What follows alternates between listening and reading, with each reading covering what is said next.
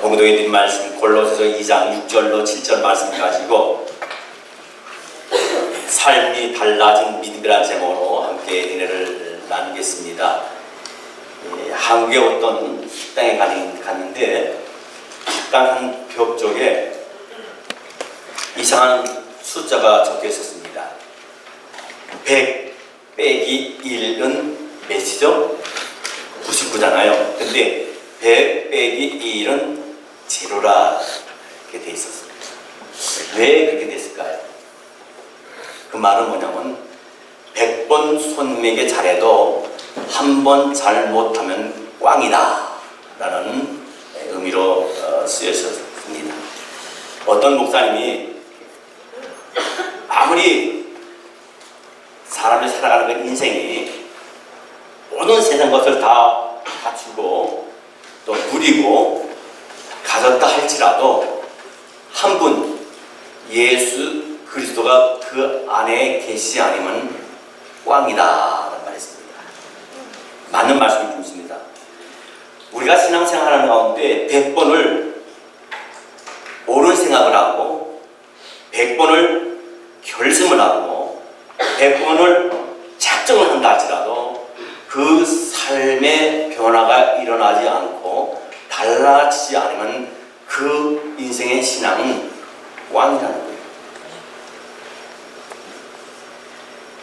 평생 성경을 붓으로 써서 말씀과 동행하면서 하나님의 은혜를 체험하고 있는 박재현이라는 작가가 있습니다.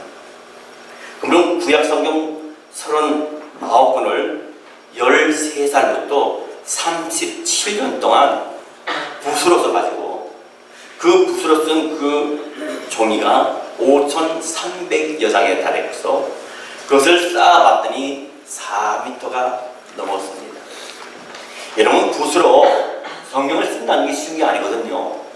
저도 지금 성경을 쓰고 있는데 쉽지 않아요. 저는 붓으로 쓰는 게 아니라 볼펜으로 쓰는 게 힘듭니다. 우리 교회 허승자님은 신구약을 볼펜으로 다 쓰고 지금 영어로 구약을 다 쓰셨어요. 쉬운 일이 아닙니다. 보통 작정과 결심이 아니면 안 됩니다. 근데 이분이 평생 말씀을 쓰게 된 배경이 있었는데 그의 아버지가 참 폭군이고 가정을 가졌지만 가정을 케어하지 못하니까 엄마가 집을 나가버렸습니다. 그때 나이에 이 박재현 작가의 나이가 7살입니다. 아버지한테도 버림받고 어머니한테도 버림받았어요.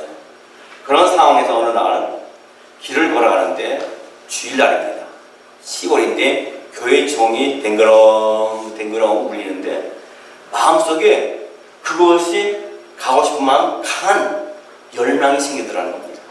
그래서 자기의 마음과 발걸음 따라서 그 예배당에 가서 예배를 드렸는데 자기 또래의 어떤 아이가 자기에게 성경책을 하나 주더라는 거예요.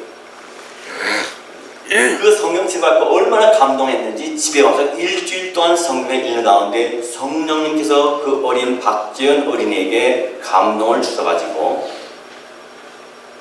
예수님을 만나게 됐습니다. 자기는 태어나서 아버지의 사랑을 제대로 받아보지도 못했는데 그 말씀을 통해서 하나님의 아버지의 사랑이 무엇인지 하나님의 사랑을 자기가 몸소 느꼈다는 거예요. 아, 나를 진정으로 사랑해 주는 아버지가 바로 여기 계시구나. 어떻게 내가 아버지 사랑을 보답할까? 그렇게 생각해서 그때부터 이 박재현 이 어린이는 성경을 붓글씨로 쓰기 시작했습니다. 그가 붓글씨를 쓰기 시작한 것은 그의 할아버지가 원래 붓글씨 선생이었기 때문에 어렸을 때부터 붓글씨를 배우게 된 계기가 돼갖고 붓글씨로 성경을 쓰게 됐어요. 근데 어느 날 몸이 힘들고 자꾸 기침이 나서 병원에 가봤더니 병원 결과가 어떻게 나왔냐면 폐결핵 중증이라는 결과가 나왔어요.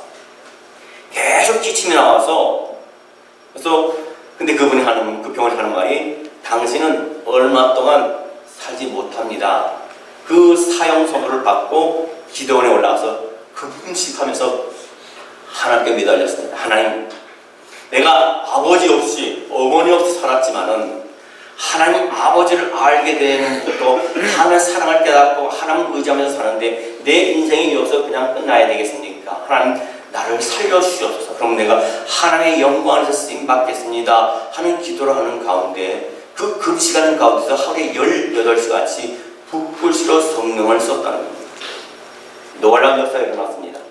하루 붓글 쓰고 이틀 붓글 쓰고 3일 붓글 쓰면 금식하면서 붓글 쓰는데 점점점 몸이 아프고 쇠약해지고 힘이 없었는데 어디서 오는지 힘이 생기더라는 거예요.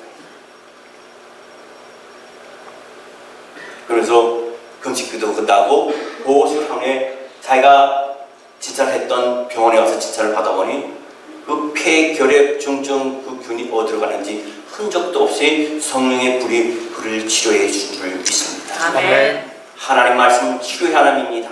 아멘. 능력의 하나님입니다. 아멘. 응답의 하나님입니다. 아멘. 회복시키는 하나님인 줄 믿습니다. 아멘. 1993년에 창세기부터 아모스까지 쓴 성경이 집에 불이 나면서 다 타버렸어요. 얼마나 아깝겠습니까? 정성을 들여서 붓글씨로 쓴 그 성경, 창세기부터 아모스까지 쓴 그 붓글씨가 불에 다 타버렸어요. 여러분 같으면 어떻게 하십니까? 하나님이 이럴 수 있어? 그래서 붓글씨 쓰는 걸 포기했을 텐데 이분은 다시 창세기부터 시작해서 다시 붓글씨로 성경을 써가게 됩니다. 오늘날 2000년도에 서예 월드컵으로 불리는 중국 국제 서복 대전에서 한국인으로는 유일하게 대상을 받았습니다. 그리고 대한민국 미술 대전 서예 부분에서 특선상에 올랐다는 거예요. 지금은 그분은 신약 성경을 지금 쓰고 있습니다. 지금도 살아있는 실존 인물입니다. 그는 신약 성경을 다 쓴 후에 통일을 준비할 것이라며 이렇게 말합니다. 휴전선 근처에 모든 벽을 성경 말씀으로 채운 교회를 자기가 세우겠다고 하나님께 약속을 했습니다. 그도 그럴 것이 그는 한국에 32곳의 선교단체가 있는데 그 선교단체의 모든 인사이드 벽면을 갖다가 성경 구절로 자기가 꽃을 쓴 걸 갖다가 제작을 해서 다 붙였다는 거예요. 그는 이렇게 고백합니다. 자기가 인생을 살아가는데 힘들고 어려웠지만은 하나님의 말씀이 자기를 살렸고 어떤 유혹과 시험과 절망과 죽음의 고비 속에서도 시험과 유혹 속에서도 하나님의 말씀이 자기를 이 시간 이 자리까지 오게 했다는 것입니다. 그래서 그 말씀이 자기를 변화시켰다는 겁니다. 모든 탄생에는요 아기가 자라고 성장하게 되는 것에 우리가 기대를 가지고 희망을 가지고 바라보게 됩니다. 그리고 가족들은 흥분 속에서 새로 태어날 아기에 대한 미래를 그려봅니다. 여러분, 우리는 엄마 뱃속에서 아이가 태어나면 그 아이가 자랄 것을 기대합니다. 그렇죠? 그것은 그렇게 인간이 몸이 자라도록 하나님께서 인간을 만드셨기 때문이에요. 여러분, 부모들은 아이가 임신과 출생을 거쳐 자라는 것을 지켜보면서 흥분합니다. 한번 웃어주면 자빠집니다. 너무 좋아서. 아이가 자랄 때 오줌을 누르는 것도 그렇게 이쁩니다. 병원을 싼 것도 이쁩니다. 모든 부모들이 새벽 2시, 새벽 3시, 새벽 4시 아이가 울고 그럴 때는 일어나서 아무리 피곤하더라도 아들을 껴안고 잠을 재우거나 그에게 젖을 먹입니다. 왜 그렇습니까? 그 아이가 그 성장이 커서 멈출 것이 아니라 재우고 키우고 먹이면 그 아이가 계속 자랄 것을 알기 때문에 단계별로 자랄 걸 알기 때문에 그 소망과 그 기대를 가지고 아이를 키운다는 거예요. 우리도 그런 단계를 거쳐서 자랐고 우리 자녀들도 그런 단계를 거쳐서 우리가 키우고 있습니다. 우리가 이렇게 우리 자녀의 성장에 변화된 삶 속에 깊은 관심을 보이듯이 하나님께서도 하나님 아버지께서도 저와 여러분의 하나님의 택한 자녀들의 성장하고 변해간 삶에 대해서 기대하고 계시다는 거예요. 요한복음 5장 39절로 40절 말씀에 보면 이와 같은 말씀이 있습니다. 너희가 성경에서 영생을 얻는 줄 생각하고 성경을 연구하거니와 이 성경이 곧 내게 대하여 증언하는 것이니라. 그러나 너희가 영생을 얻게 하여 내게 오기를 원하지 아니한도다. 우리 하나님께서 영생의 말씀을 우리에게 주셨고 오라 그랬는데 오지 않는다는 겁니다. 여러분, 영적인 성장과 영적인 변화는요, 두 가지 이유 때문에 우리에게 참 중요한 점이 있습니다. 첫째, 영적인 성장과 영적인 변화는 하나님의 명령이고 따라서 우리를 향하신 하나님의 뜻이기 때문에 우리가 성장해야 되고 변화받는 삶을 살아야 된다는 겁니다. 둘째로 보니까 성장하지 아니면 변화받지 않으면 정체되고 결국은 불구가 되고 맙니다. 아무리 예수를 믿는 지 오래됐다 할지라도 모태신앙일지라도 3대째 4대 예수를 믿는다 할지라도 그의 삶이 말씀에 변화된 삶을 살지 않을 때에는 그 사람은 영적인 불구와 똑같다는 거예요. 그래서 결국은 어떻습니까? 교회 안에뿐만 아니라 교회 밖에서도 손가락질 받게 당할 수밖에 없다는 거예요. 좀 더 하나님을 기쁘시게 하고자 한다면요, 우리는 변화받아야 돼요. 달라져야 됩니다. 신앙이 성장해야 됩니다. 여러분, 아내를 정말 사랑하다니 그러면 아내가 정말 싫어하는 거 안 해야 되는 거지. 그 아내를 사랑하는 거예요. 남편을 사랑하잖아요. 남편이 싫어하는 거 하지 말아야 됩니다. 부모님을 존경하고 사랑한다면요, 자식으로서 부모가 싫어하는 거 하지 말아야 된다. 그래야 부모님을 사랑하고 아내를 사랑하고 남편을 사랑하는 거예요. 우리가 하나님을 사랑합니다. 하나님의 사랑을 덧입고 삽니다. 매일매일 하나님의 은혜를 받고 삽니다. 그러므로 하나님이 기뻐하시는 삶을 살아야 되는 것이 인지상정이에요. 자녀들은 본분으로서 우리가 성공하고 우리가 잘 나갈 때 부모님이 영광받고 부모님이 이름이 높여지는 것과 마찬가지로 우리가 하나님 말씀으로 순종할 때 주님의 영광이 나타나고 주님의 이름이 높여지는 것이고, 우리가 잘못된 삶을 살 때 결국은 주님의 얼굴에 또 우리 부모의 얼굴에 결국은 어떻게 합니까? 욕되게 하는 거나 마찬가지라는 거예요. 영적 성장, 영적 변화된 삶 속에서 나는 점점점 덜 드러나게 돼 있어요. 왜? 예수님이 네 안에 계시면 네 안에 있는 모든 철학과 아적과 고집과 이성은 없어지고 내 안에 그리스도가 계시기 때문에 그리스도가 빛날 수밖에 없어요. 그래서 예수를 영적으로 모신 사람은 항상 입을 벌리다면 하나님께 감사합니다. Jesus, thank you. 하나님께 영광 돌립니다. 하나님의 은혜입니다. 하나님의 사랑입니다. 그렇게 되낼 수밖에 없어요.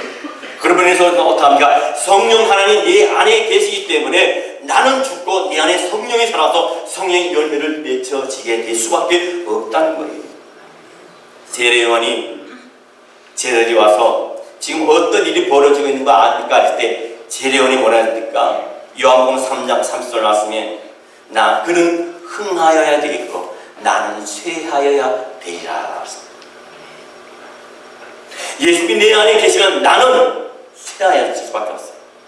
내 안에 계신 예수님이 흥하여지고 나를 통해서 하나님의 영광이 드러나고 나를 통해서 하나님의 나라가 확장되는 그런 역사가 일어나게 되는 줄로 믿습니다. 아멘. 베드로전서 2장 2절 말씀에 보면 이런 말씀이 있습니다. 갓난 아기들같이 순전하고 신령한 젖을 사모하라. 이는 그로 말미암아 너희로 구원에 이르도록 자라게 하려 함이니라. 여러분, 우리가 어린 아이가 되라는 말씀이 아닙니다.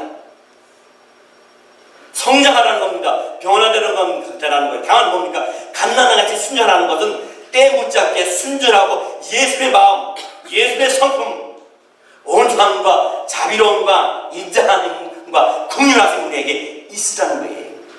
어린 아이는 욕심이 없습니다. 그에게는 미움이 없습니다. 그에게는 시기 없습니다. 그에게는 질투가 없습니다. 그에게는 욕심이 없습니다. 에베소서 4장 15절 말씀에 보면 바울은 그런 말을 합니다. 오직 사랑 안에서 참된 것을 하여 범사에 그에까지 잘지라. 그는 머리니 곧 그리스도라자. 아멘.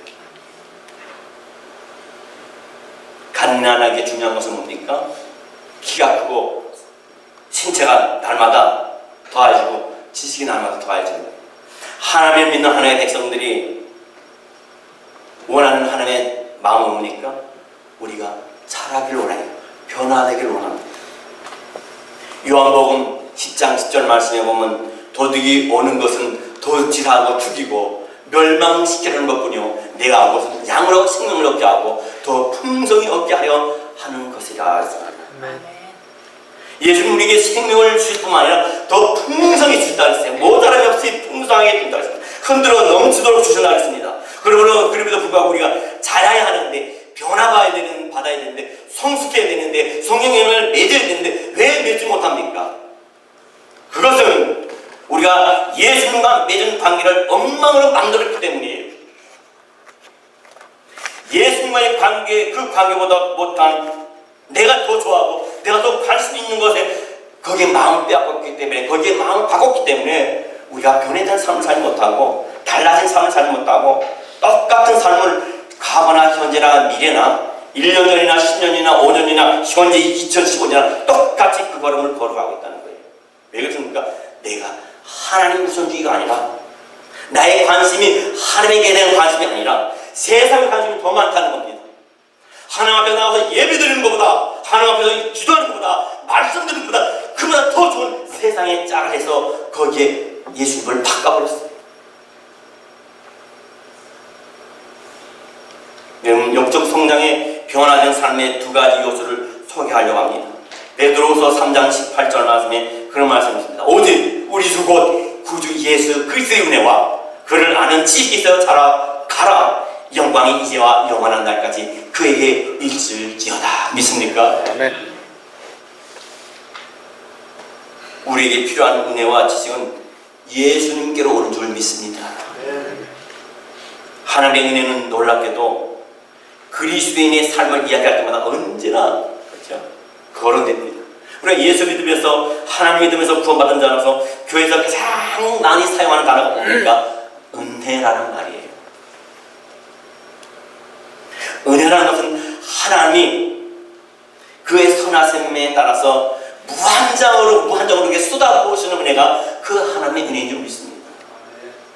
그 은혜로 말미암아 우리가 믿음의 기초를 다져가는 거예요. 그 은혜가 뭡니까?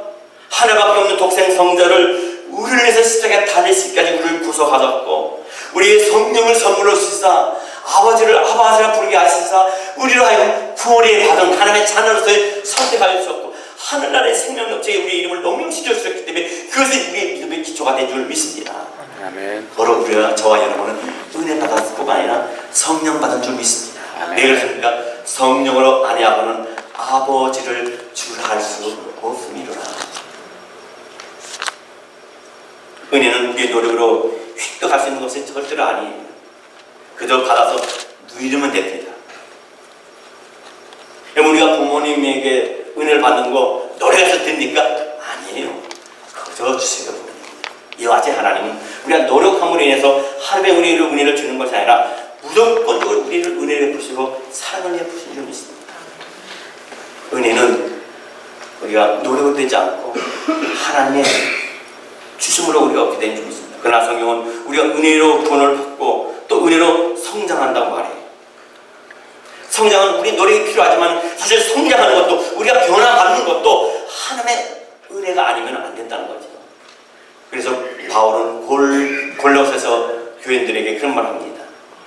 골로새서 2장 6절 말씀에 오늘 함께 읽은 말씀이잖아요. 너희가 그리스도 예수를 주로 받았으니 그 안에서 행하되. 마귀는요 크리스찬들이 성장하는 걸 가장 싫어하고 해방합니다. 그래서 하나님 자녀가 하나님의 은혜를 받지 못하도록 방해하고 시험을 갖다 주고 유혹을 갖다 주고 넘어뜨리고 쓰러뜨립니다. 저는 그런 생각이에요. 어떤 의미에서 보면 우리의 건강을 뺏어가는 것도요, 물론 우리 자신이 우리의 몸을 잘 관리를 못해서 오는 것도 있지만 또 우리가 나이가 들어가면서 모든 기능이 약해지는 것은 것도 있겠지만 어떤 의미에서는 그것도 사단의 장난이라고 저는 생각합니다. 바울은 로마서 7장 14절 말씀에 그런 말씀을 합니다. 우리가 율법을 신령한 줄 알거냐? 나는 육신에 속하여 죄 아래서 팔렸도다. 율법은 우리가 따라가야 할 것을 우리에게 명하고 있지만 우리가 그 명령을 수행하는 데는요 그 율법이 우리에게 도움을 주지 못해요. 율법은 뭡니까? 죄를 알려주는 것이고 죄를 지적하는 것이고 죄를 깨닫게 하는 거예요. 근데 그 율법이 우리를 은혜로 인도하지 못합니다. 용서로 인도하지 못합니다. 그래서 우리가 은혜가 필요합니다. 율법은 우리가 해야 할 일을 우리에게 보여주지만 은혜는 우리가 그 일을 할 수 있도록 도와준다는 겁니다. 율법으로는 구원받을 자가 아무도 없습니다. 그렇기 때문에 율법의 완성이 되신 율법의 완성을 이루기 위해서 예수님이 이 땅에 보내주셔서 우리가 예수님의 사랑으로 구원받은 줄 믿습니다. 아멘. 은혜는 우리 모두가 원하는 죄를 지을 수 있도록 우리를 자유롭게 하지 않아요. 그 하나님의 은혜를 받았기 때문에 우리가 마음대로 죄를 져도 된다? 아니었습니다. 로마서 6장 2절 말씀에 보면요, 그럴 수 없느니라 그런 말씀이 있습니다. 그런즉 우리가 무슨 말을 하리요? 은혜를 더하게 하려고 죄에 거하기느냐? 그럴 수 없느니라. 죄에 대하여 죽은 우리가 어찌 그 가운데 더 살리요? 죄가 있는 곳에 은혜가 많다 그러잖아요. 우리가 죄를 졌을 때 하나님의 은혜로 우리가 죄사함을 받습니다. 구원함을 받습니다. 용서함을 받습니다. 우리 죄가 추억같이 붉을지라도 흰 털같이 흰 눈같이 깨끗게 해주요. 근데요, 우리가 구원을 받고 은혜를 받았다 해서 죄를 졌는데 은혜를 받았다 해서 계속 그 자리에 있겠느냐 이겁니다. 우리는 은혜를 받았기 때문에 주님 앞에 자기 마음은 어떤 죄를 져도 용서받기 때문에 내가 그 죄를 계속 짓겠다는 건 그럴 수 없느니라. 왜 그럽니까? 죄에 대해 죽은 우리가 어찌 그 가운데 더 살려, 그 죄 가운데 어떻게 우리가 더 살 수 있겠냐는 말이야. 그 죄의 자리에 어떻게 또 같이 있을 수 있고 동행할 수 있고 동참할 수 있겠냐는 말이야. 빨리 나오라는 겁니다. 영적으로 죽은 사람은 절대로 성장할 수 없습니다. 그런데 모세의 율법이 가져다 줄 수 있는 것은 죽음뿐이에요. 왜냐하면요, 율법은 이것에 순종할 수 있는 힘을 부여해주지 못합니다. 명령하고 형벌을 가하는 것이 바로 율법이에요. 그래서 베드로 사도는 성장하는 변화된 그런 삶을 살기 위해서는 은혜로 성장하고 은혜로 변화받아야 된다고 말씀하세요. 베드로후서 3장 18절 말씀에 이런 말씀이 있습니다. 오직 우리 주 곧 구주 예수 그리스도의 은혜와 그를 아는 지식에서 자라가라. 영광이 이제와 영원한 날까지 그에게 있을지어다. 믿습니까? 하나님은 우리가 하나님을 찾고 하나님을 알며 하나님 안에서 자라나기를 원합니다. 그뿐만 아니라 우리가 그것을 통해서 하나님을 나타내고 하나님의 장엄한 영광을 드러내는 성도가 되기를 원하고 자녀가 되기를 원해요. 이사야 43장 7절 말씀에 내 이름으로 불려지는 모든 자 곧 내가 내 영광을 위하여 창조한 자를 오게 하라. 그를 내가 지었고 그를 내가 만들었느니라. 하나님은 하나님의 영광을 위해서 인간을 만드셨다 그랬습니다. 성경은 하나님께 영광을 돌리지 않는 것이 죄라고 규정하고 있습니다. 로마서 3장 23절 말씀에 모든 사람은 죄를 범하였으며 하나님의 영광에 이르지 못하더니 그랬습니다. 즉 우리는 악을 행하기 때문에 죄인일 뿐이기 때문에 악을 행함으로 하나님의 영광에 이르지 못하는 거예요. 하나님의 목적에 어긋나는 삶을 살고 있다는 겁니다. 그래서 우리는 죄인이라는 겁니다. 로마서 1장 18절 말씀에 이와 같은 말씀이 있습니다. 하나님의 진노가 불의로 진리를 막는 사람들의 모든 경건하지 않음과 불의에 대하여 하늘로부터 나타나니. 그 다음 21절 말씀 볼까요? 썩어지지 않은 하나님의 영광을 썩어질 사람과 새와 짐승과 기어다니는 동물 모양의 우상으로 바꾸니라. 그 다음 말씀 28절 말씀. 또한 그들이 마음에 하나님의 두기를 싫어하며 하나님께서 그들을 그 상실한 마음대로 내버려 두사 합당하지 못한 일을 하게 하셨느니라. 이 세계 많은 사람들이 하나님의 영접함으로 말미암아 구원받았을 때는 얼마나 영광스러운 자리에 우리가 들어섰습니까? 내 하나님의 말씀을 들은데도 불구하고 영접하지 않을 때는 그 마음에 하나님의 두기를 싫어함으로 하나님의 그대로 버려두었다는 겁니다. 버렸다는 겁니다. 그런데 우리는 버림받지 않고 하나님의 택하여 주시고 내가 너를 지명하여 불러낸 너는 내 것이라 내가 못해로부터 너를 조성하였고 너를 안바 되었느라 하면서 하늘나라의 생명력자에 우리 이름을 농명시켜 줬으니 얼마나 영광되고 얼마나 감사합니까? 하나님을 영원하게 하는 것은 다른 사람들에게 우리가 살아가는 방식을 우리가 살아가는 삶을 통해서 다른 사람들로 하여금 하나님께 매력을 느끼게 해야 되는 거예요. 내가 잘못된 삶을 살게 되면 하나님의 매력을 느끼지 못합니다. 하나님 믿는 사람이 쳤다운데 우리는 2015년 다시 작정하기 바랍니다. 결심하기 바랍니다. 나를 통해서 나의 삶을 통해서 나의 살아가는 방식을 통해서 모든 세상에 믿지 않는 사람들이 하나님께 대한 매력을 느낄 수 있는 그런 도구로 쓰임받는 저와 여러분 되시기를 주 이름으로 축원합니다. 고린도전서 10장 31절 말씀에 보면 그런즉 너희가 먹든지 마시든지 무엇을 하든지 다 하나님의 영광을 위해서 하라. 아멘. 오늘날 우리는요 자동 판매 같은 하나님을 원합니다. 그게 무슨 말입니까? 동전을 넣고 버튼을 누르면 자기가 요하는 떨어져요. 하나님 그런 하나님이 아니에요. 물론 우리가 구하면 하나님께서 주십니다. 하나님 우리가 더 건강하기를 원하고 더 부유하기를 원하고 더 지혜롭기를 원하고 더 존재 있는 존재로 살아가기를 원하는 것이 하나님의 마음이에요. 그러나 하나님 우리에게 복 주시고 거부하지 않지만 그것은 그리스도를 위해서 살면서 하나님의 영광을 드러내는 우리의 결단에서 나오는 부차적인 결과라는 겁니다. 우리가 수고하고 있을 때 헌신하게 변화됐을 때 부차적으로 하나님께서 내려주세요. 한동안 보지 못했던 어떤 어린아이나 청소년이 오래간만에 만났을 때 우리는 뭐라 합니까? 야, 너 많이 컸다. 어휴, 많이 달라졌네. 많이 이뻐졌다. 와, 너 키 크다. 야, 덩치도 좋아졌다. 이러면 합니다. 그 아이는 왜 그렇습니까?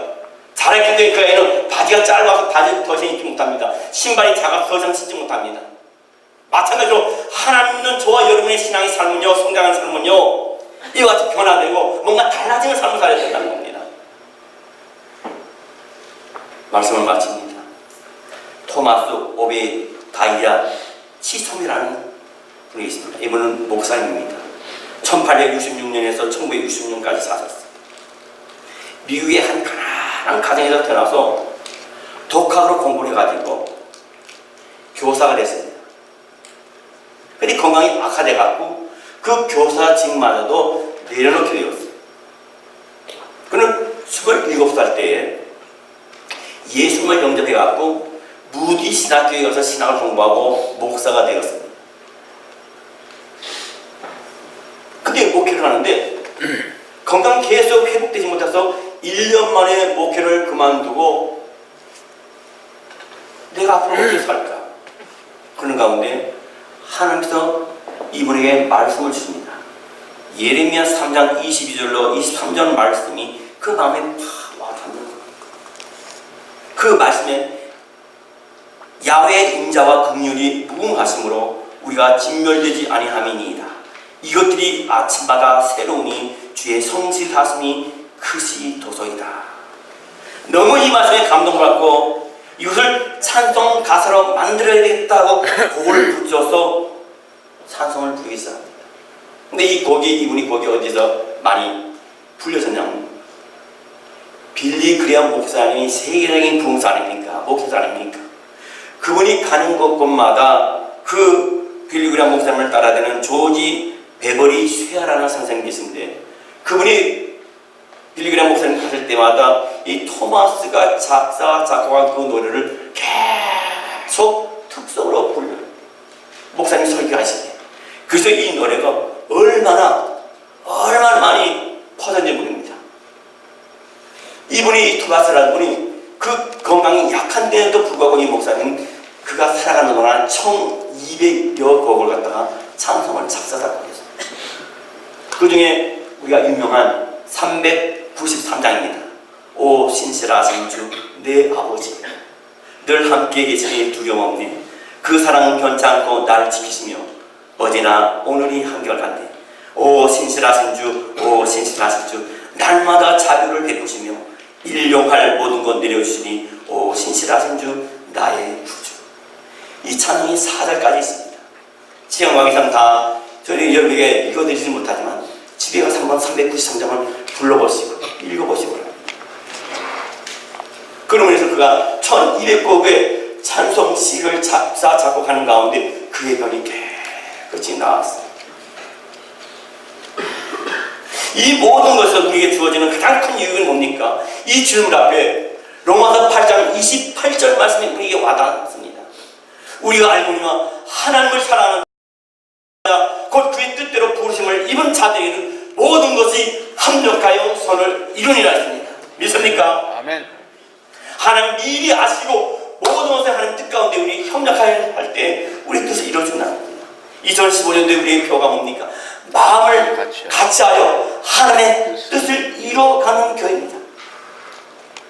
사단은 지난주에도 말씀드렸다시피 가정에 들어와서 가정을 깹니다. 교회에 들어서 교회를 깹니다. 나라에 들어서 나라를 깹니다. 직장에 들어서 직장을 깹니다.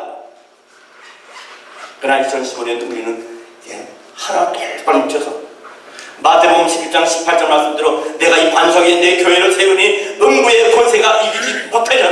어떤 무의 권세라 할지라도 우리 나름대로 뭉쳐진 이 공동체, 예수 그리스도의 피로 합쳐진 우리 나름대로 모든 이론이 이 공동체를 깨부수지 못하도록 우리는 기도해야 될 것이고 하나 되어야 될 것이고 사랑해야 될 것이고 협력해야 될 것이고 뭉쳐야 될 줄 믿습니다. 그럴 때 하나님 우리 나름대로 교회를 부흥시켰습니다. 여러분의 가정을 부흥시켰습니다. 우리를 통해서 하나님의 큰 영광이 드러나고 오늘 통해서 하나님의 나라가 확장되는 줄 믿습니다. 하나님 우리 삶 속에 일어나도록 허락하시는 모든 일들 속에 하나님의 선하신 목적이 있다는 사실을 우리가 꼭 알고 여기서 큰 유익이 있다는 것을 믿으시기 바랍니다. 하나님 우리가 시험을 받고 고난에 처해 있을 때에도 성장하기 바랍니다.